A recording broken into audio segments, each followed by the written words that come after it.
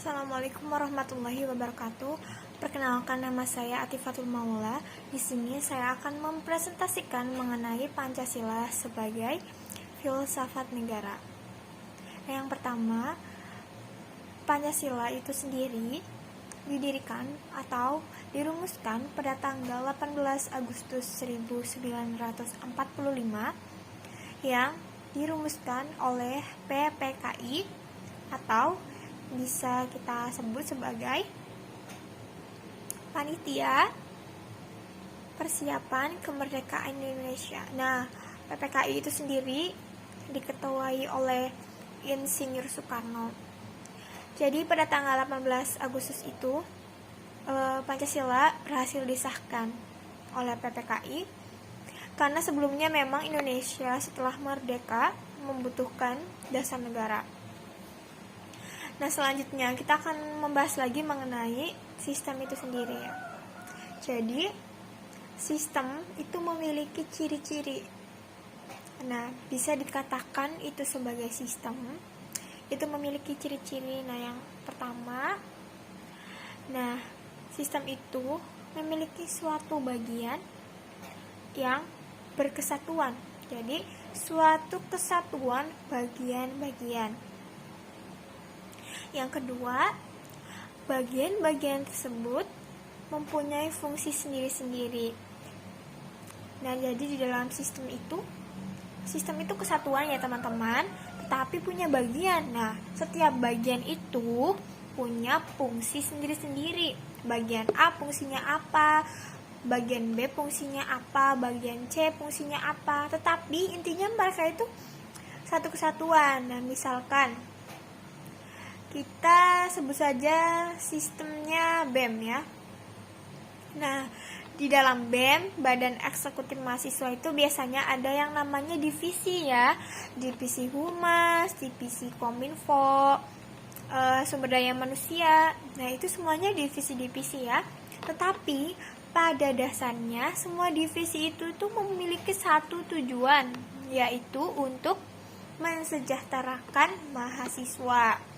Nah, sedangkan divisi-divisi itu juga memiliki fungsi yang berbeda-beda, teman-teman. Kalau misalkan Kominfo itu misalkan fungsinya untuk menginfokan atau membuat bahwa organisasi itu eksis dan dikenal masyarakat. Sedangkan Humas bertujuan untuk menghubungkan masyarakat, yaitu memberi informasi yang berguna dan diperlukan kepada mahasiswa ya tentunya. Dan selanjutnya ada SDM. Nah, itu biasanya fungsinya untuk menjaring calon-calon bakal pengurus selanjutnya. Lalu, Pancasila sebagai sistem filsafat mengandung pemikiran tentang manusia yang berhubungan dengan Tuhan, dengan diri sendiri, dengan sesama, dengan masyarakat, bangsa yang semua itu dimiliki oleh bangsa Indonesia.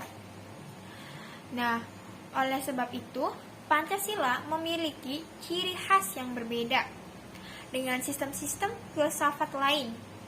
Nah, sistem filsafat lain itu selain Pancasila itu ada beberapa teman-teman. Contohnya, kalau di Rusia itu menganut ideologi komunisme. Selanjutnya yang kedua, kalau di Amerika dan negara-negara maju biasanya menganut ideologi liberalisme. Nah, selanjutnya ada juga yang menganut ideologi komunisme dan liberalisme. Itu juga ada teman-teman. Tapi kalau di Indonesia khususnya kita tidak memihak pada ideologi lainnya, tetapi kita memiliki ideologi sendiri, ciri khas kita bangsa Indonesia, yaitu ideologi Pancasila. Nah, menurut Darmo Diharjo pada tahun 1979,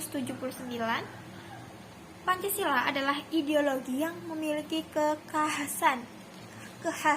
Nah, apa sih khasnya Pancasila itu? Yang pertama, kekhasan yang pertama yaitu sila pertama yang berbunyi ketuhanan yang Maha Esa, mengandung arti bahwa manusia Indonesia percaya bahwa adanya Tuhan.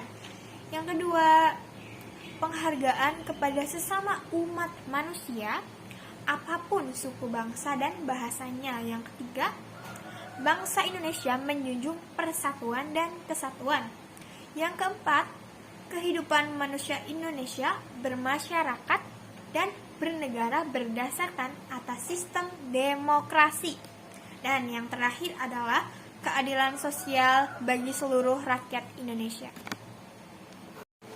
Selanjutnya adalah makna dari filsafat. Filsafat sendiri berasal dari bahasa Yunani, yaitu philo dan sophia. Nah, kalau philo itu berarti tentang cinta. Sedangkan kalau sophia itu bisa diartikan sebagai kebijaksanaan atau kebenaran dan lain sebagainya. Nah, apa sih Pancasila itu? Apa sih filsafat itu? Nah, filsafat itu adalah suatu pemikiran atau usaha yang dilakukan oleh manusia untuk mencari tahu kebenaran atau kebijaksanaan suatu disiplin ilmu. Nah, beberapa orang yang mengemukakan pendapatnya mengenai filsafat ada Plato, yang berpendapat bahwa filsafat adalah pengetahuan tentang segala yang ada dan disiplin ilmu yang berminat dalam mencapai kebenaran yang asli.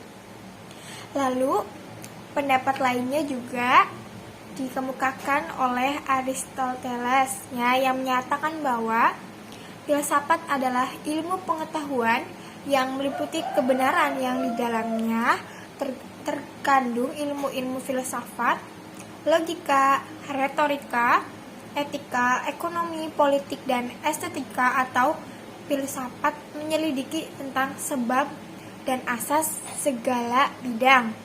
Selanjutnya, pendapat dari Marcus Julius Cicero mengatakan bahwa filsafat merupakan ilmu yang berasal dari Yang Maha Agung yang berisi mengenai kebenaran.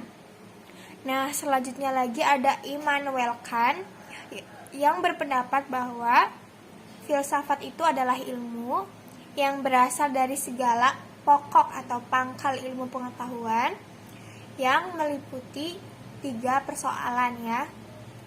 Yang pertama, menurut Immanuel Kant, di filsafat itu sendiri terdapat yang pertama pertanyaan, apa yang kita ketahui? Yang kedua, apa yang harus kita kerjakan? Dan yang terakhir adalah apa atau sejauh mana kita telah mengapresiasi hal tersebut. Nah, selanjutnya saya akan membahas mengenai cabang-cabang ilmu fisika. Jadi ada 4 cabang ilmu fisika ya teman-teman. Yang pertama ada metafisika yang mempelajari mengenai sebab sesuatu itu ada ya. Yang kedua ada yang namanya epistemologis yang mempelajari mengenai seluk-beluk pengetahuan. Yang ketiga aksiologis mengenai hakikat nilai. Dan yang terakhir adalah rasional, yaitu bidang ilmu filsafat yang mempelajari tentang cara-cara dalam berpikir rasional. Selanjutnya saya akan menjelaskan mengenai filsafat Pancasila. Dalam filsafat Pancasila, kita ada yang namanya dasar ontologis Pancasila ya teman-teman. Nah, dasar ontologis Pancasila menunjukkan secara jelas bahwa Pancasila itu benar-benar ada dalam realitas dan identitas atau entrisitas yang jelas. Nah, melalui tinjauan filsafat ini, dasar ontologis Pancasila mengungkap suatu status yang digunakan, tata hubungan, isi, dan susunan sila-sila itu. Nah, dalam dasar secara ontologis dapat memperjelas identitas dan entitas Pancasila. Yang selanjutnya adalah dasar epistemologis Pancasila. Nah, epistemologis Pancasila terkait dengan sumber dasar pengetahuan Pancasila. Eksistensi Pancasila dibangun sebagai abstraksi dan penyederhanaan terhadap realitas yang ada dalam masyarakat bangsa Indonesia dengan lingkungan yang heterogen, multikultur, dan multietnik. dengan cara menggali nilai-nilai yang memiliki kemiripan dan kesamaan untuk memecahkan masalah yang dihadapi masyarakat bangsa Indonesia. Nah, pendapat ini dikemukakan oleh Salam pada tahun 1998. Nah, masalah-masalah yang dihadapi masyarakat Indonesia itu biasanya menyangkut mengenai kesejahteraan, perdamaian, dan ketentraman maupun pendidikan. Bukan suatu rahasia umum bahwa tingkat pendidikan di Indonesia masih sangat rendah dibandingkan dengan negara-negara lainnya. Dan kesejahteraan di Indonesia pun masih sangat minim ya teman-teman. Kita bisa melihat masih adanya tunawisma yang berada di jalan dan lain sebagainya. Selanjutnya, permasalahan yang berada di Indonesia antara lain adalah permasalahan mengenai bagaimana keadilan hukum, teman-teman. Nah, di Indonesia sendiri masih berpikir atau banyak asumsi mengenai hukum itu tumpul ke atas, sedangkan hukum itu tajam ke bawah. Selanjutnya ada pendapat Kailan pada tahun 2002 yang menjelaskan atau mengemukakan bahwa Pancasila merupakan pedoman atau dasar bagi masyarakat Indonesia dalam memandang realitas alam semesta, manusia, masyarakat, bangsa, dan negara, tentang makna hidup serta sebagai dasar bagi manusia dalam menyelesaikan masalah yang dihidupi dalam kehidupannya. Selanjutnya kita akan membahas mengenai dasar aksiologis Pancasila. Nah, aksiologis Pancasila itu sendiri berkaitan erat dengan penelaahan nilai. Nah, kenapa sih? Nah, dari aspek ini, aksiologi Pancasila tidak bisa dilepaskan dari manusia Indonesia sebagai latar belakang, karena Pancasila bukan nilai yang ada dengan sendirinya, tetapi nilai yang diciptakan oleh manusia Indonesia. Nilai-nilai dalam Pancasila hanya bisa dimengerti dengan mengenal manusia Indonesia dan latar belakangnya. Nah, menurut Smart, GGC, and Bernard William pada tahun 1973, nilai berhubungan dengan kajian mengenai apa yang secara intrinsik, yaitu bernilai dalam dirinya sendiri, dan ekstrinsik, atau disebut dengan instrumental, yaitu bernilai sejauh dikaitkan dengan cara mencapai tujuan. Pada aliran hedonis, yang menjadi nilai intrinsik adalah kesenangan. Pada utilitarianisme adalah nilai manfaat bagi kebanyakan orang. Kita akan menjelaskan mengenai hakikat sila-sila Pancasila. Nah, terkait dengan hakikat yang terdapat dalam nilai Pancasila, pengertian kata hakikat dapat dipahami dengan 3 kategori. Yang pertama, kategori abstrak ya. Nah, secara abstrak, Pancasila itu mengandung unsur-unsur yang sama, tetap, dan tidak berubah. Hakikat abstrak sila-sila Pancasila merujuk pada kata ketuhanan, kemanusiaan, kesatuan, keadilan, dan kesejahteraan. Nah, menurut bentuknya, Pancasila terdiri dari atas kata Tuhan, manusia, satu, rakyat, dan adil yang dibumbui awalan dan akhiran. Selanjutnya, hakikat pribadi sebagai hakikat yang memiliki secara khusus, artinya terikat kepada barang sesuatu. Hakikat pribadi Pancasila menunjuk pada ciri-ciri khusus sila-sila Pancasila yang ada pada bangsa Indonesia, yaitu adat istiadat, nilai-nilai agama, nilai-nilai kebudayaan, sifat dan karakter yang melekat pada bangsa Indonesia, sehingga membedakan bangsa Indonesia dengan bangsa lain di dunia. Sifat-sifat dan ciri-ciri ini tetap melekat dan ada pada bangsa Indonesia. Hakikat pribadi inilah yang realisasinya sering disebut. Yang terakhir namanya hakikat konkret atau hakikat nyata.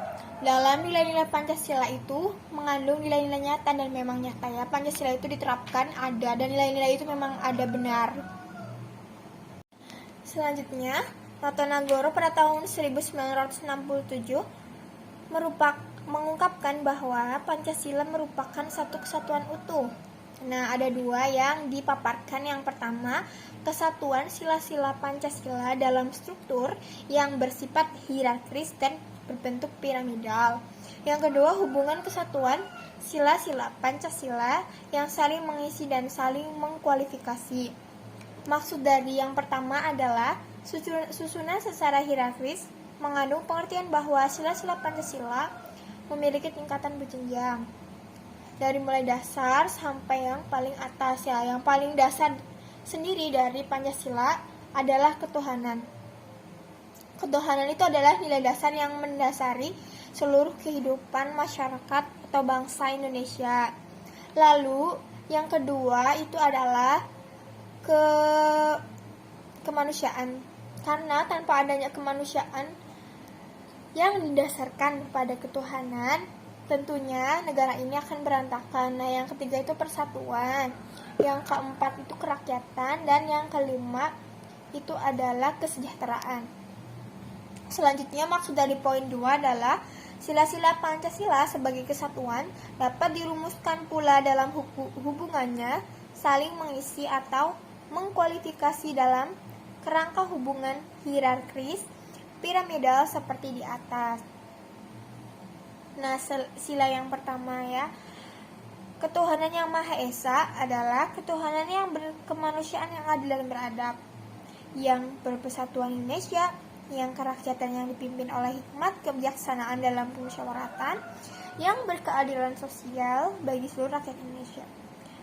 Kemudian sila kedua, kemanusiaan yang adil dan beradab adalah kemanusiaan yang berketuhanan yang Maha Esa, yang berpersatuan Indonesia, yang berkerakyatan yang dipimpin oleh hikmat kebijaksanaan dalam permusyawaratan perwakilan, dan yang berkeadilan sosial bagi seluruh rakyat Indonesia, dan seterusnya. Demikian pemaparan dari saya mengenai Pancasila sebagai sistem filsafat negara. Terima kasih. Wassalamualaikum warahmatullahi wabarakatuh.